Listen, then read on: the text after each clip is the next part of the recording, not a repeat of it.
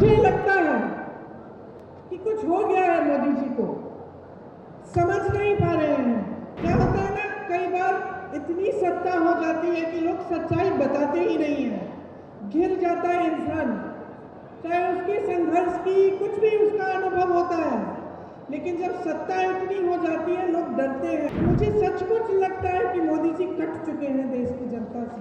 कभी वो अपनी झूठी वीरता दिखाते हैं, कभी शेखी मारनी होती है, कभी कबीरदास जी को गोरखनाथ जी से मिलवा लेते हैं अपने भाषण में, कभी गटर से गैस बनाते हैं, कभी बादल में मिसाइल छोड़ देते हैं।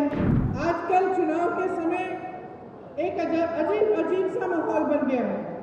आपने देखा होगा, आपके ध्यान को भटकाने वाली सारी बातें हो रही हैं, बड़े बड़े प्रचार हो रहे हैं, अजीब सी बहकी बातें हो रही हैं। आपने सुना होगा, प्रधानमंत्री जी के भाषण सुने होंगे, कहाँ कहाँ की बातें करते हैं। अभी राजस्थान आए तो अपने भाषण में कह डाले कि आपके जन जन के आराध्य बाबा रामदेव साहब, उनका जन्म कश्मीर में हुआ।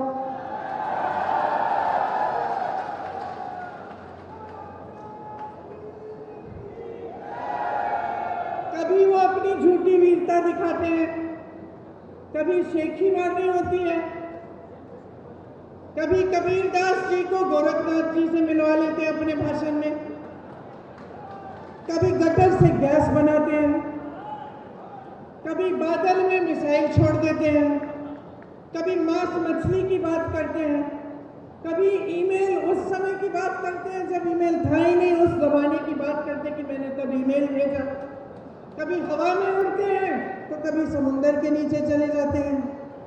अब मैं आपसे एक सीधी सी बात पूछना चाहती हूँ, बहनों और भाइयों, आप दूर दूर से यहाँ आए हो एक नेता की बात सुनने के लिए। इन बातों से आपके जीवन का क्या मतलब है, बताइए? कोई मतलब है? मेरी बहनें यहाँ बैठी हैं, सबसे बड़ी आपकी समस्या आज क्या है? क्या है? महंगाई है। मुझे लगता है कि कुछ हो गया है मोदी जी को, समझ नहीं पा रहे हैं। क्या होता है ना, कई बार इतनी सत्ता हो जाती है कि लोग सच्चाई बताते ही नहीं है, घिर जाता है इंसान, चाहे उसके संघर्ष की कुछ भी उसका अनुभव होता है, लेकिन जब सत्ता इतनी हो जाती है लोग डरते हैं, अधिकारी डरते हैं, जो साथ में काम करते हैं वो डरते हैं कि असलियत न बताएं, तो वो इंसान कट जाता है जनता से। तो मुझे सचमुच लगता है कि मोदी जी कट चुके हैं देश की जनता से।